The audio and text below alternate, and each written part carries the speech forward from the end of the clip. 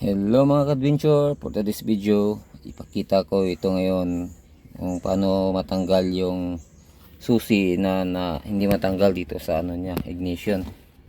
Ito yun mga ka-adventure, ayos yung tanggal yan. Kaya may tanggalin lang dito kasi automatic to, mahirap siya. Kaya tanggalin mo tong ano dito sa transformer ito sa sasakyan.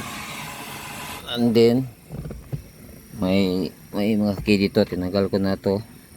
Ito siya dito, tapos ito na siya, kilap atakin lang to, atakin natin na yan.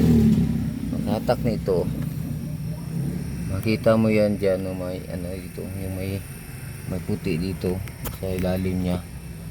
Yan, i-push mo lang dyan dito mo. Pag push mo dyan, yan, push natin yan, may ipupush dyan yung puti ito. Tapos natin matanggal na ba natin to.